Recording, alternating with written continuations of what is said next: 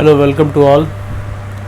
आज हम topic discuss कर रहे हैं कोऑर्डिनेट ज्योमेट्री में कुछ क्वेश्चन सॉल्व करने की कोशिश कर रहे हैं। टॉपिक तो डिस्कशन हो गया है, बेसिक चीज़ हमने सब पढ़ लिया कोऑर्डिनेट ज्योमेट्री का। बेसिकली जो भी जितने तीन टाइप के थ्योरम हमने पढ़े हैं इसमें, ठीक है।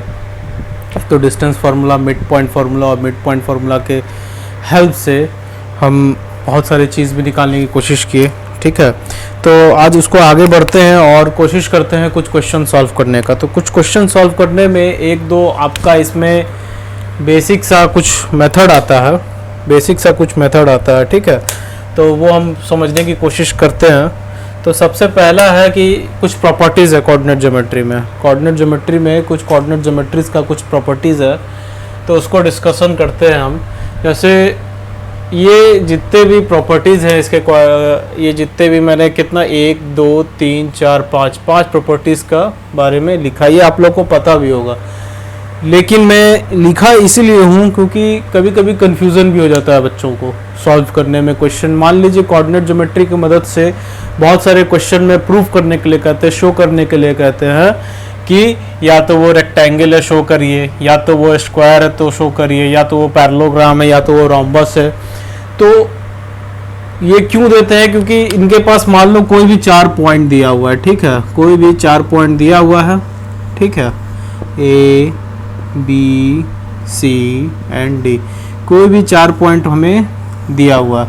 उस 4 पॉइंट की मदद से, ठीक है, क्वेश्चन ये करता है कोई भी एग्जामिनर या बुक में कि हमें वो 4 पॉइंट की मदद से हमें निकालना है कि या तो वो पैरेललोग्राम हो, ठीक है, या तो वो स्क्वायर हो, या तो वो रेक्टेंगल हो, या तो वो रोम्बस हो, ठीक है। तो इसके लिए हमें इसके प्रॉपर्टीज याद करने पड़ेंगे। तो सबसे पहला प्रॉपर्टीज है रेक्टेंगल का। ये कह रहा है कि a rectangle is a rectangle if, एक कोई भी रेक्टेंगल जब तक रेक्टेंगल नहीं होगा जब तक कि उसका अपोजिट साइड जो है वो इक्वल ना हो, ठीक है। पहला पॉइंट क्या हो गया? अपोजिट साइड इक्वल ना हो। अपोजिट साइड का मतलब मान लो ये हमारा एक रेक्टेंगल है, ठीक है, एक रेक्टेंगल है और इसमें हमारा ये अपोजिट साइड, ये वाला और ये वाला साइड, और इसका अपोजिट साइड क्या है? ये है, ठीक है। तो ये अपोजिट साइड और ये अपोजिट साइड का जो लाइन है, और ये अपोजिट साइड और ये अपोजिट साइड का जो लाइन है, ये दोनों अपने से अपोजिट है, ये इसका अपोजिट है। तो ये जब अपोजिट है एक दूसरे के, वो क्या है? इक्वल है, उसका वैल्यू इक्वल है, ठीक है, उसका वैल्यू इक्वल है। और दूसरा क्या कह रहा है कि डायगोनल जो है वो इक्वल है। क्या है? डायगोनल जो है वो इक्वल है। तो डायगोनल क्या होता है? मान लो ये हमारा क्या है? रेक्टेंगल है, ठीक है। और ये जो हमारा पॉइंट है A B C और D, तो ये पॉइंट और ये पॉइंट को जोड़ने वाला जो लाइन होता है, ठीक है, इस पॉइंट को जोड़ने वाले लाइन को हम क्या कहते हैं? डायगोनल कहते हैं। सिमिलरली जो B पॉइंट को D पॉइंट से जोड़ रहा है उसको भी हम क्या कहेंगे? डायगोनल कहेंगे। तो रेक्टेंगल जब तक रेक्टेंगल ना हो, जब तक कि जो अपोजिट साइड है, ये इसका अपोजिट है और ये इसका अपोजिट है, ये इक्वल ना हो, पहला केस। दूसरा केस, हमारा जो ये जो डायगोनल है, ये वाला जो डायगोनल है और ये वाला डायगोनल है, इसका वैल्यू भी इक्वल हो, तभी वो डायग्राम जो है हमारा रेक्टेंगल कहलाएगा, ठीक है। ये पहला केस हो गया। प्रॉपर्टी सेकंड क्या कहता है कि if it is a square, अगर वो स्क्वायर है कोई भी डायग्राम, तो उस केस में क्या होगा कि उसका कोई भी साइड्स, मतलब चारों साइड्स, हाँ, और डायगोनल, चारों साइड्स और डायगोनल इक्वल होंगे, तो उसको हम क्या कहेंगे? उसको हम कहेंगे स्क्वायर। मान लो हमारा ये एक स्क्वायर है। क्या है? स्क्वायर है, ठीक है। अब ये स्क्वायर क्यों है? क्योंकि इसका जो ये वाला साइड है और ये वाला साइड है, ये क्या है? ये इक्वल है, ठीक है। वैसे ही ये वाला साइड है, ये वाला साइड है, वो भी इक्वल है।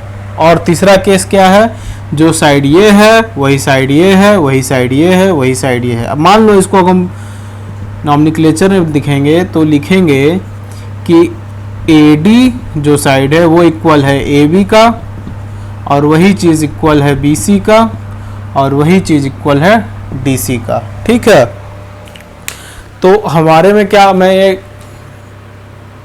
क्या कह रहा हूँ कि कोई भी स्क्वायर है जब तक कि उसका चारों का चारों साइड क्या है, आपस में इक्वल ना हो जाते हैं, जब तक वो स्क्वायर कहलाएगा। अगर इक्वल हो जाएगा तो क्या कहलाएगा, स्क्वायर कहलाएगा। और ये जो डायगोनल है, डायगोनल जैसे कि AC is equal to DB, ठीक है, डायगोनल भी क्या है, इक्वल है। ठीक है, तो इस केस में स्क्वायर वो कहलाएगा। अब तीसरा पॉइंट है मेरा पैरेललोग्राम।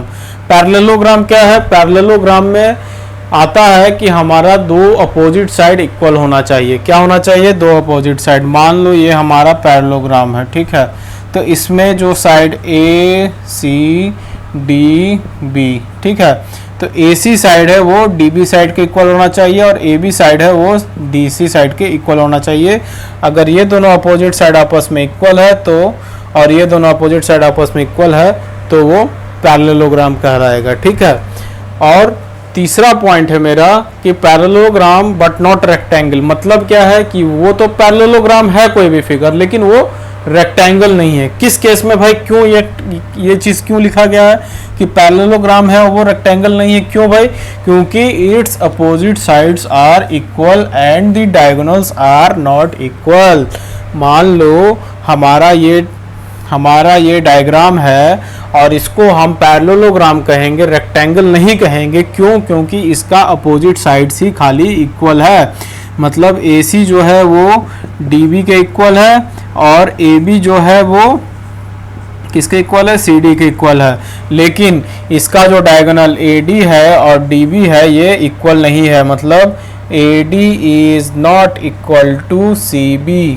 ठीक है, तब वो केस क्या कहलाएगा, वो केस कहलाएगा पैरेललोग्राम बट नॉट रेक्टेंगल। ये पैरेललोग्राम है और रेक्टेंगल नहीं है, तो उस केस में हम ये कहेंगे कि it is a parallelogram but not rectangle because it's opposite sides are equal and diagonal are not equal. ठीक है, अब पांचवा केस एंड लास्ट केस है कि रोम्बस बट नॉट स्क्वायर।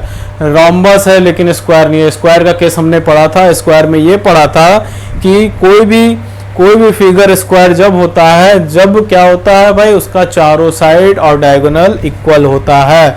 चारों साइड्स और दोनों डायगोनल क्या होता है, इक्वल होता है। लेकिन यहाँ पे हमें क्या पूछा है, रोम्बस पूछा है, रोम्बस के बारे में पूछा है कि रोम्बस है लेकिन वो स्क्वायर नहीं है, कोई भी फिगर स्क्वायर नहीं है। क्यों भाई, क्यों कोई भी डायग्राम स्क्वायर नहीं है, वो रोम्बस क्यों कहला रहा है? क्योंकि it's all sides are equal, sides equal है मेरा, ठीक है, और डायगोनल उसका इक्वल नहीं है, डायगोनल इक्वल नहीं है। मतलब हम इस डायग्राम को अगर देखते हैं, ये वाला डायग्राम को देखते हैं, तो इसमें हम क्या पा रहे हैं भाई, हम पा रहे हैं कि हमारा AD जो है वो DC है और वो CB है और वो AB है। मतलब AD is equal to AB is equal to BC is equal to DC। But जो हमारा डायगोनल AC है वो क्या है, बराबर नहीं है किसके, DB के। तो वो केस में क्या होगा, ये रोम्बस कहलाएगा। ठीक है, हमने ये 5 का 5 जो है पॉइंट बड़े अच्छे से याद किया, बड़े अच्छे से समझा। क्यों? क्योंकि हमें क्या करना है भाई, क्वेश्चन सॉल्व करना है। क्वेश्चन में हमें कुछ भी कंफ्यूजन नहीं होना चाहिए।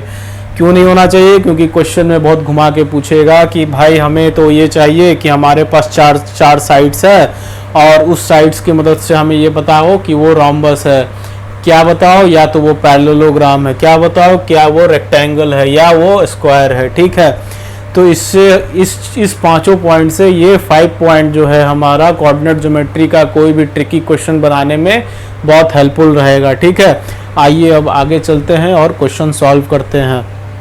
इसी से रिलेटेड 1-2 क्वेश्चन सॉल्व करेंगे, फिर आगे बढ़ेंगे। ठीक है, तो properties of various types of quadrilaterals. ठीक है, इसके मदद से हम क्या क्वेश्चन सॉल्व करेंगे, 5 प्रॉपर्टीज के मदद से। चलिए चलते हैं।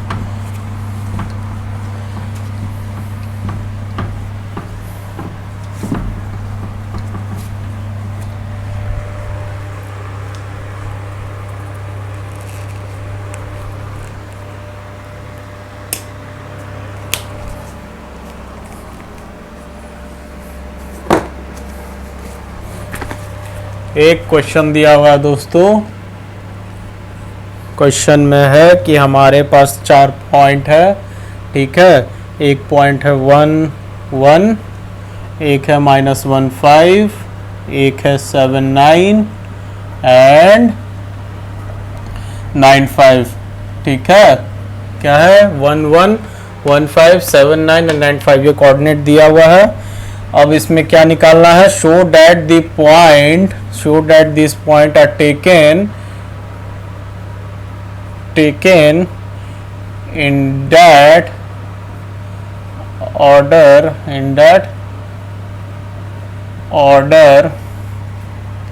are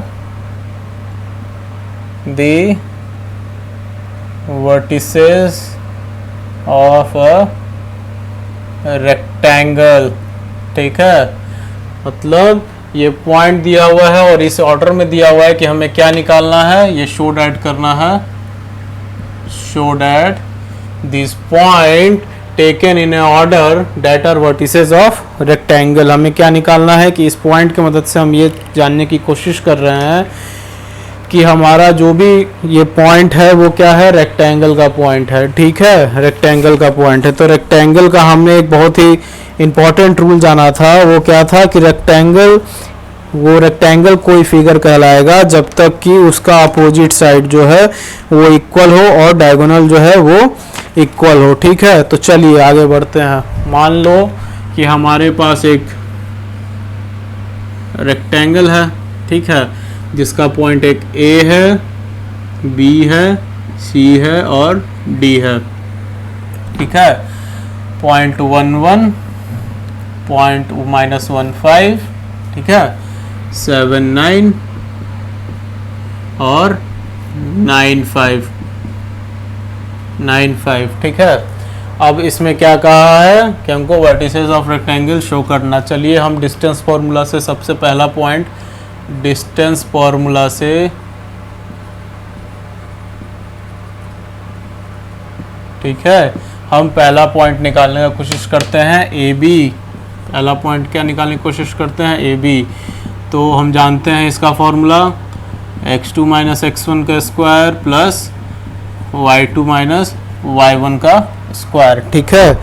तो x2 - x1 ये मेरा एक कोऑर्डिनेट हो गया, ये मेरा दूसरा कोऑर्डिनेट हो गया। तो हम इसको लिखते हैं -1 का स्क्वायर, बिकॉज ये -1 है x2 और x1 का वैल्यू 1 है, ठीक है। वैसे ही y2 का वैल्यू लिखते हैं, वो क्या है 5 और y1 का वैल्यू 1, ठीक है। ये स्क्वायर हो गया। तो इसको अगर हम सॉल्व आउट करेंगे तो -2 का स्क्वायर प्लस 3 का square is equal to 4 + 9, that is square root of 13। तो हमारा पहला पॉइंट क्या निकल गया, ए बी। क्या, ए बी, वो क्या निकल गया, स्क्वायर रूट ऑफ 13 निकल गया। तो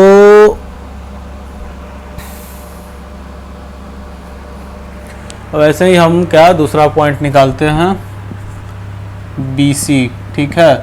तो वही फॉर्मूला में हम पुट करते जाते हैं, x2 - x1। तो इस केस में मेरा बी वाला पहला पॉइंट हो गया और सी जो है मेरा दूसरा पॉइंट हो गया। इसका मतलब ये है कि ये x2 हो गया और ये x1 हो गया, ये y2 हो गया और ये y1 हो गया। तो पुट करते हैं वैल्यू, x2 का 7 - -1 का स्क्वायर, ठीक है, प्लस 9 - 5 का स्क्वायर, ठीक है। इसको सॉल्व आउट करते हैं, 7 + 1 स्क्वायर, 9 में से 5 चला गया, 4 का स्क्वायर। ये 7 + 1 8, 8 का स्क्वायर मेरा क्या होता है, 8 का स्क्वायर मेरा होता है 8, 64 + 16, ठीक है, 64 + 16। तो ये इसको ऐड करेंगे तो हमारा क्या आ जाएगा, 6 4 10, 6 7 8, स्क्वायर रूट ऑफ 80, ठीक है, स्क्वायर रूट ऑफ 80 आ गया, ठीक है। अब तीसरा पॉइंट निकालने की कोशिश करते हैं, जिसको कहते हैं डी सी, ठीक है, पॉइंट डी सी। तो इस केस में भी देखिए, ये मेरा x2 हो गया, ये मेरा x1 हो गया, ये मेरा y2 हो गया, ये मेरा y1 हो गया, ठीक है। तो 9 - 7 का स्क्वायर प्लस 5 माइनस 9 का स्क्वायर, ये 2 का स्क्वायर हो गया, ठीक है, plus 9 minus 4, 9 minus 5 minus 9 that is -4, ठीक है। तो ये मेरा हो गया 4 प्लस 16 इज इक्वल टू 4 4 ज़ा 16, ठीक है, और 9 5 1 2 3 4, 9 में से 2 2 4, 4 16 is equal to square root of 20। यहाँ पे देखिए गलती है, ये 4 होगा, 5 माइनस 1 डेट इज़ 4, तो यहाँ पे 16 होगा और ये मेरा स्क्वायर रूट ऑफ 20 हो गया, ठीक है। अब देखिए हमारा क्या था, रेक्टेंगल था, तो रेक्टेंगल का सबसे पहला सिद्धांत ये था कि ए बी और डी सी ये दोनों अपोजिट लाइन है, ये दोनों अपोजिट लाइन है, तो ये दोनों अपोजिट लाइन क्या होना चाहिए, अपोजिट साइड इक्वल होना चाहिए, ठीक है। मेरा पहला केस सेटिस्फाई होने ही वाला है, ठीक है। अब ये चौथा पॉइंट निकालते हैं। चौथा पॉइंट मेरा क्या है, डी ए, जो कि लास्ट है डी ए। तो मेरा x2 जो हो गया वो 1 हो गया और x1 जो हो गया वो 9 हो गया, तो 1 माइनस 9 प्लस 1 माइनस 5, ठीक है। तो ये मेरा 8 का स्क्वायर हो गया, -8 का स्क्वायर, और ये हो गया -4 का स्क्वायर, तो 8 का स्क्वायर 64 और 4 का स्क्वायर 16, तो ये मेरा हो गया क्या, 80, स्क्वायर रूट ऑफ 80, ठीक है। तो देखिए पहला मेरा पॉइंट निकला जो कि था 20, ठीक है, जिसको हम ए बी कह रहे थे, और दूसरा पॉइंट निकला 20 जो कि डी सी है, ठीक है। अब देखिए ए बी और डी सी अपोजिट लाइन है, ए बी और डी सी ये दोनों अपोजिट लाइन है, ठीक है। ये यहाँ पे मेरा क्या पहला केस क्या सेटिस्फाई किया कि एक लाइन जो है, एक पॉइंट जो अपोजिट टू ईच अदर है वो मेरा इक्वल है, ठीक है। अब दूसरा देखिए, दूसरा है बी सी। बी सी जो है मेरा वो स्क्वायर रूट ऑफ 80 है, ठीक है, और बी सी इसका अपोजिट लाइन डी ए है, तो डी ए का ही वैल्यू हमको स्क्वायर रूट ऑफ 80 आना चाहिए, वो कि आ गया, जो कि आ गया, ठीक है। तो ये भी जो है ये दोनों अपोजिट इक्वल है, ठीक है। मेरा पहला केस सेटिस्फाई कर दिया रेक्टेंगल का कि अपोजिट साइड्स आर इक्वल, ठीक है। अब हमको डायगोनल निकालना है। इसमें क्या होता है कि opposite sides are equal and diagonals are also equal, ठीक है। तो डायगोनल, तो डायगोनल मेरा क्या है, ये है, सॉरी क्या है, ए सी, पहला डायगोनल ए सी है, तो ए सी का पॉइंट हम डिस्टेंस फार्मूला से निकालेंगे। तो ये मेरा x2, ये मेरा x1, ये मेरा y2, ये मेरा y1, तो 7 माइनस 1, ठीक है, प्लस 9 माइनस 1 स्क्वायर, ये हो गया 6 का स्क्वायर, ये हो गया 8 का स्क्वायर, 6 का स्क्वायर 36 प्लस 8 8 जा क्या 64, तो 64 plus 36 is equal to 100, square root of 100, ठीक है। पहला आया स्क्वायर रूट ऑफ 100, तो 10 10 जा 100 होता है, तो स्क्वायर रूट ऑफ 100 क्या है, 10 है। वैसे ही अब दूसरा जो डायगोनल है मेरा, ये क्या है, डी बी, तो डी बी का भी हम वैल्यू निकाल देते हैं। x2 मेरा क्या हो जाएगा, x2 मेरा 9 हो जाएगा, y2 मेरा x1 हो जाएगा -1, तो 9 माइनस ऑफ -1 का स्क्वायर प्लस 5 माइनस 5 का स्क्वायर, 5 माइनस 5 का स्क्वायर, तो 9 माइनस माइनस ऑफ 1, तो ये हो जाएगा मेरा 9 प्लस 1 डेट इज 10 का स्क्वायर, ठीक है। अब 10 का स्क्वायर और ये तो 0 हो जाएगा, 5 माइनस 5 इज 0, तो 10 का स्क्वायर मेरा क्या होगा 10, तो यहाँ पे भी 10 निकल गया और यहाँ पे भी 10 निकल गया, ठीक है। क्या निकल गया भाई, जो दोनों डायगोनल है, diagonal A C and diagonal D B is equal to 10 and 10, क्या है, diagonal A C is equal to diagonal A B D B, ठीक है। तो रेक्टेंगल का क्या था, taken in that order that vertices are rectangle. तो rectangle का हमने अभी ये रूल पढ़ा था कि भाई रेक्टेंगल जब रेक्टेंगल कहलाता है जब उसका जो अपोजिट साइड है, किसी भी फिगर का अपोजिट साइड है वो इक्वल होना चाहिए, ठीक है, पहला केस। दूसरा केस ये है कि डायगोनल इक्वल होना चाहिए, दो डायगोनल होता है वो दोनों डायगोनल इक्वल होना चाहिए। तो चलिए ठीक है, अब इसी टाइप का सारा क्वेश्चन वो 5 प्रॉपर्टीज जो मैंने पढ़ाया था उसी से आएगा, ठीक है। मान लो हमारे पास ये चारों कोई ये दे दिया, क्या दे दिया भाई, पॉइंट दे दिया, ठीक है। तो पॉइंट दे दिया, तो पॉइंट भाई पॉइंट को पॉइंट से हम कैसे निकालेंगे? मान लो उसमें दे दिया show that what type of this point this coordinate are given, show that what type of things are draw, मतलब वो क्या चीज़ को डिपिक्ट कर सकता है। तो मान लो उस चारों पॉइंट से हम जो है कुछ यूनिट निकाल लिए, जैसे ये यूनिट निकाले वैसे वो यूनिट निकाल लिए, ठीक है। अब उस यूनिट में वो जो भी यूनिट आएगा मेरा, चलिए हम बता रहे हैं आपको, इसको इरेज कर दे रहे हैं, ठीक है।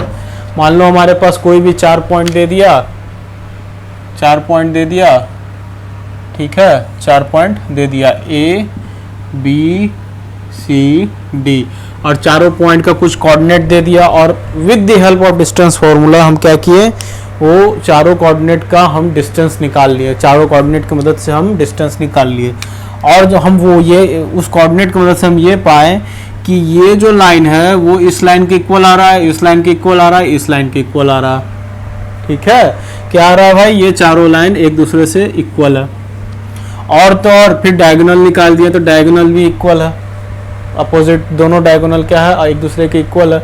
उस केस में क्या होगा, वो क्या कहलाएगा, स्क्वायर, स्क्वायर कहला गया भाई, ठीक है। हमारा सब चीज़ इक्वल है भाई, डायगोनल भी इक्वल है, चारों का चारों साइड भी इक्वल है। और उसके बाद फिर मान लो एक पॉइंट, एक कोऑर्डिनेट और दिया कुछ एक अलग क्वेश्चन में, ठीक है। उस कोऑर्डिनेट की मदद से हमने डिस्टेंस निकाला, डिस्टेंस वैल्यू निकाला, तो वैल्यू में क्या पता चला कि ये चारों पॉइंट, चारों अपोजिट लाइन इक्वल है, ठीक है। और वहाँ पे ये भी देखें हम कि हमारा जो ये डायगोनल जो है वो इक्वल नहीं है, डायगोनल जो है वो अपने में अलग है, ठीक है। जो ये चारों पॉइंट का जो वैल्यू, ये चारों डिस्टेंस फार्मूला की मदद से हम जो वैल्यू निकाले हैं इस लाइंस का, उससे ये जो डायगोनल है वो मैच नहीं किया, ठीक है। डायगोनल का अलग यूनिट, मतलब अलग वैल्यू आया, तो उस केस में वो क्या कहलाएगा, रोम्बस कहलाएगा, रोम्बस कहलाएगा, ठीक है। उस केस में वो क्या कहलाएगा, रोम्बस कहलाएगा। इस केस में स्क्वायर कहलाएगा, इस केस में रोम्बस कहलाएगा। तो इसके मदद से वो पांच रूल जो है, उस 5 रूल की मदद से हम क्वेश्चन सॉल्व कर लेते हैं बहुत सारा, ठीक है। एग्ज़ाम में इस टाइप का क्वेश्चन बहुत पूछता है, ठीक है। आगे चलते हैं, आगे एक ट्रायंगल टाइप का क्वेश्चन हम करते हैं, ठीक है। एक ट्रायंगल टाइप का क्वेश्चन करते हैं, थोड़ा अलग क्वेश्चन करते हैं।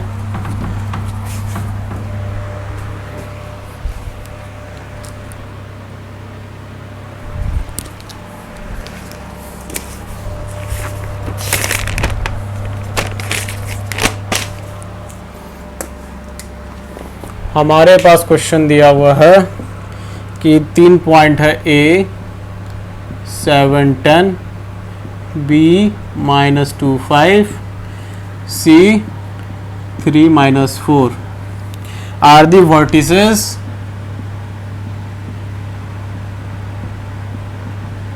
of an isosceles triangle.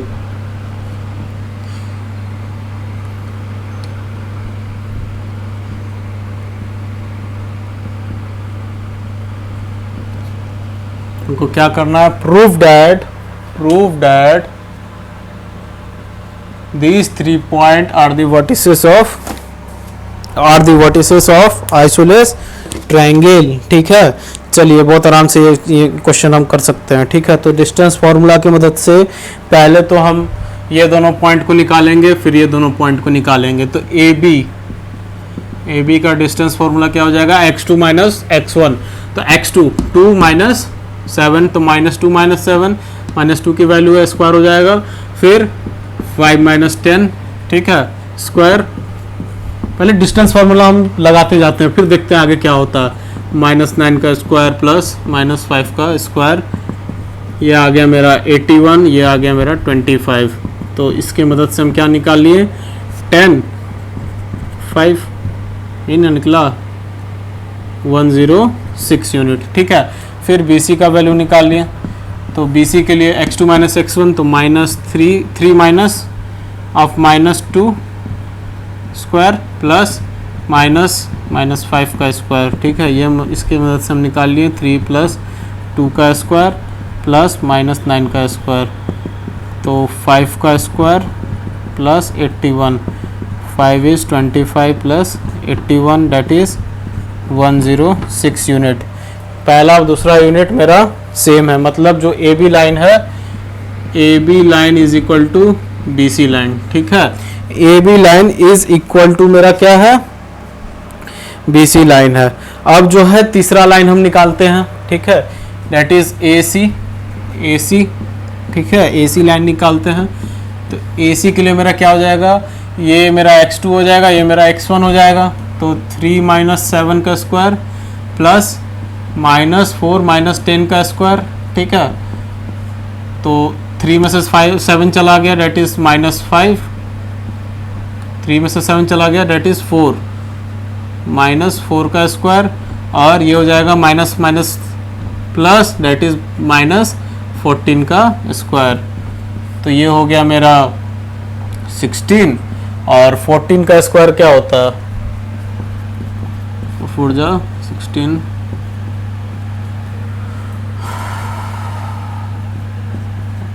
196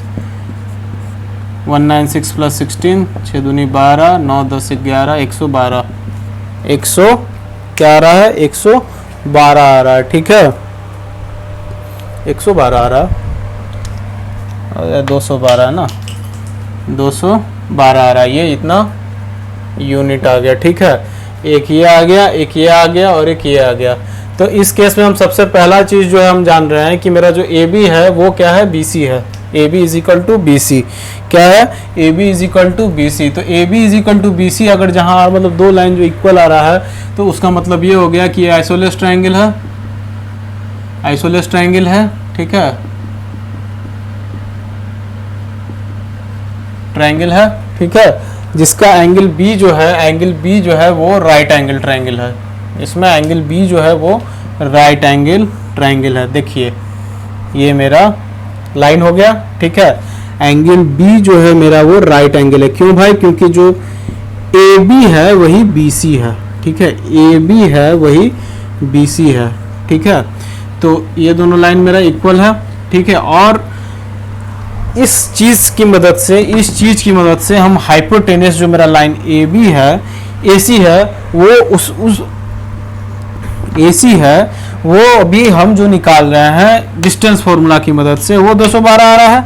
अब पाइथागोरस थ्योरम की भी मदद से निकालेंगे, पाइथागोरस थ्योरम की भी मदद से निकालेंगे तो भी वही आएगा। देखिए ए बी का वैल्यू हम देख रहे हैं 106 रूट अंडर 106 स्क्वायर, और बी सी का वैल्यू देख रहे हैं वो भी रूट अंडर 106 का स्क्वायर। तो ये मेरा 106 plus 106 that is square root of 212 unit. मतलब जो AC है, AC जो है, जो हम वैल्यू निकाल रहे हैं वो सेटिस्फाई हो गया। और ये जो मेरा बी है वो आइसोलेस ट्रायंगल है। क्यों भाई, क्योंकि इसका दोनों जो साइड है वो क्या है, इक्वल है। एंगल बी जो है वो मेरा राइट एंगल ट्रायंगल है, आइसोलेस ट्रायंगल का वो मेरा सेटिस्फाई हो गया कंडीशन। और मैं AC जो ये है वही ये भी निकाल लिया। चेक करने का भी मैंने चेक कर लिया कि भाई ये 212 यूनिट आ रहा है कि नहीं आ रहा है, वो आ रहा है। ठीक है, इसी तरीके से हम बहुत सारा क्वेश्चन आगे और भी सॉल्व करेंगे। ठीक है, बहुत सारा क्वेश्चन आगे और भी सॉल्व करेंगे, और अच्छे इंपॉर्टेंट क्वेश्चन भी सॉल्व करेंगे। आज के लिए इतना ही दोस्तों। प्लीज़ लाइक कमेंट शेयर जरूर करें, और ये इस टाइप की क्वेश्चन में अगर कोई प्रॉब्लम आ रहा है, जैसे 2 मैं क्वेश्चन सॉल्व किया हूँ, उसमें कोई प्रॉब्लम अगर आ रहा है प्लीज़ कमेंट सेक्शन में जाके कमेंट करिए। मुझे बहुत अच्छा लगेगा आप लोग को और अच्छे से मदद करने में। ठीक है, आज के लिए इतना ही। Have a nice day.